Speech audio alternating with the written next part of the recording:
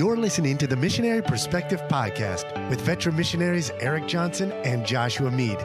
We're glad you could join us.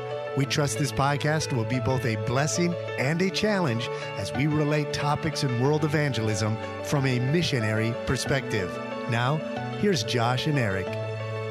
All right, so let's, as we wrap it up here, let's just kind of give some rapid fire, maybe a few just things that we've experienced that we've enjoyed.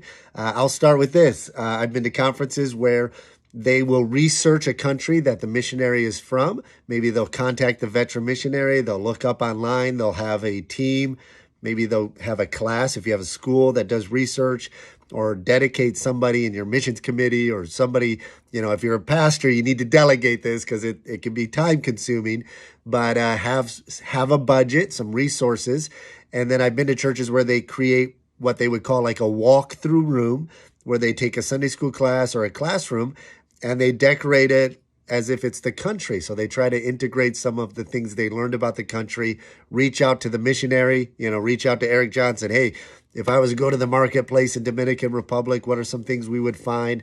And then if you're in a city area or near a city where you can buy some things that might be similar to that country, or at least decorated as similar as possible, get creative with it. I've always enjoyed that, where you'll have people in the church, maybe kids that have done some research on the country, and then they can answer questions, about it. And then after the service, you can walk through these rooms. Maybe if you're a missionary from that country, they place you in that room, and then you do a walkthrough, talk about the room.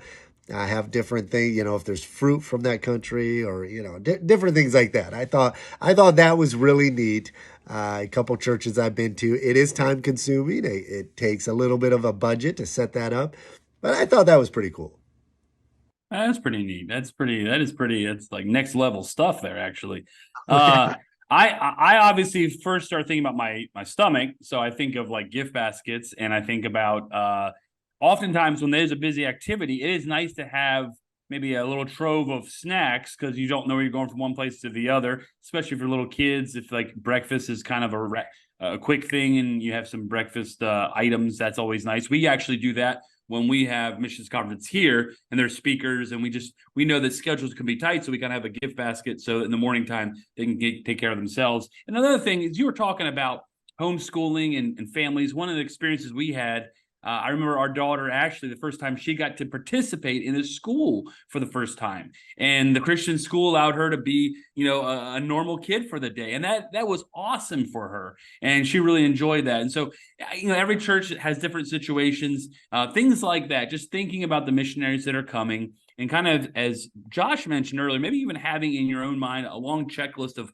possibilities, and you send out 2 or 3 options. I'm not sure about a huge survey, because no one's ever going to be agreeing on everything, but just have a parameter, knowing, you don't have a bunch of older families with no kids, you have younger families. So this year, let's kind of look at the youth activities or the kid activities, or it's a bunch of veteran missionaries with no kids. Well, we can go do these activities. And so really it's just kind of knowing who's coming to participate, and thinking about it ahead of time. Yeah, definitely. I would, that I would say as well, like I've been to churches, a lot of churches do the passport, where the kids will have a booklet, get stamps done. That's always a lot of fun. I would say, the spirit of the missions conference and the excitement that a church has for the missions conference really it's about the prep leading up to it, hyping up the conference. A lot of that has to do with the leadership of the church, how excited you get people about the conference. And that's where, going back to one of the first things we discussed, make it different. Make the feeling of the conference, of the meeting, different. It's not just a normal church service. Rearrange the order a little bit, introduce some new things, and have the Q&A panels, have a readers theater. I remember back in the day, I did, as a teenager, during missions conference, I played John Stam in one meeting, and I played Jim Elliott in another. And my mom said, Josh, stop being missionary martyrs in these plays. Okay, you're going to be a missionary, and I don't like seeing you playing guys who get killed, okay, on the field. I said, okay, I'll try to do that. But have something unique in each conference. With your Sunday school classes, prepare the kids, prepare the teachers, and then prepare the kids and train your church on how to interact with missionaries at their table. It could get, if the church is not used to interacting with people that often after a service, it could get awkward just kind of standing there and, maybe nobody's coming up and saying anything. And so a lot of that is just Especially post-COVID. Yeah, definitely. So post-COVID where everybody kind of, we're not going up to strangers as much and talking and even just you get into a routine. After service, you go speak with, you get with your circle of people and you talk and things like that. And no, I'm saying, 9 times out of 10, we have great interaction after services. But I would say, if you're a pastor, maybe give some advice on how to interact with missionaries leading up. Have kids, if you have a Sunday school class, have each kid, maybe if you have a passport booklet, give each kid a unique question. They can write it down the Sunday before. And each kid has to ask a unique question to each missionary. And then maybe the following Sunday during the Sunday school, the kids can give a report on what they learned. And each kid has a unique question. And then they can give an update on, here's what this missionary told me. So not only are the kids engaged and involved during the conference, but then the following week, they're given a recap and a debrief of what they learned. And I think it just instills that much more the importance that this conference, the importance this conference had on the life of the church and the life of missions and the church's involvement in missions. And so, definitely train your church on interacting with the missionaries, and missionaries be ready to answer questions and repeat questions all the time. Always have a smile, always be positive. If it's the 50th time you've answered the same question, answer it with the same amount of enthusiasm. Be pumped about it. If you get tired of answering the same questions over and over again, find another line of work, because when you get to the mission field, you are going to be answering the same questions over and over again, and you have to be enthused about it. And so you ask the Lord to give you that excitement, that encouragement. And if you're passionate about what God's called you to do, it'll show. And pastors are looking for that. So missionary, you might be tired. It might be the 5th conference in a row you've been to. Just ask God to give you that strength, because the people in that church are sacrificing for you to go. They are giving so you can go. And they deserve your top. They deserve your best spirit, your best attitude. And as best you can, have that excitement and passion every night. One last thing I wanted to add, and if you're listening to this as a pastor, notice there's one subject we haven't even touched, and that's the area of money. And I think as the missionary, we can talk about this another time from the missionary perspective. Listen, it's implied you're there, Lord willing, to get support. The majority of churches that have you in for a mission conference, their desire is, if they can, they want to support you. So unless the pastor has other reasons he wants to ask you about additional support or projects, we don't have to talk about money. But I did want to add one little thing for the pastors to consider. And, a lot of times there will be huge gift baskets, lots of chocolates that we can't eat in a year. And I mentioned I like that kind of thing. But encouraging people, and our church does this in America and other churches, encouraging people to maybe give a $20 gift card of either a restaurant of their choice or just gas. I mean, just gas. If you're not sure, gas is so expensive. It is so expensive. And it really gets the average person. Not everybody can give a missionary $200. We understand that. That's a large amount of money. But a $20 gift card for, a Shell gas station, that is a huge thing. And those add up. And it's a little thing. It gets everybody involved. A little person can do this. A young person can do this. And it really kind of gets everyone banded together. And it's a great blessing to the missionary. It's a small thing to think about, but really in the long run can be a huge blessing in the long run. Yeah, certainly. Talking about going back to, international banquets or meals that you have with families, how do you, Eric, navigate sharing stories and answering questions and eating your food? that can be a challenge, right? Oh, like actually eating and talking at the same time? Yeah, because that's a big part of missions conferences, having meals together. And I found that I'll be 20 minutes into the meal and I've had one bite. So what are some tips for missionaries? Well, it depends. So obviously I know how to eat and I know how to talk. And so it really depends on the quality of the food. If it's really quality food, I'm speaking less. If it's not as quality food, I'm talking more. So it's pretty much that simple. No, really, I've figured it out. You give shorter answers, you eat that good food. But no, those international dinners are wonderful. Like there's something great about missions conferences. International dinners are wonderful. Yeah, I have a harder time finding that balance because I love to eat, but I love to talk, and I get you rolling. like to talk a lot too. So. I get rolling, and then I'm like, oh, I gotta eat. By the time we're almost done, now that helps me from not gaining too much weight. Priorities, my man. That's Priorities. Right. That's but right. The stomach talks, man. Yeah. I would say though, maybe tag team with your wife if you're like me and you just like to talk a lot. Just throw it over to your wife, let her answer some questions, and you quickly down some food and then keep going, So, yeah, good stuff.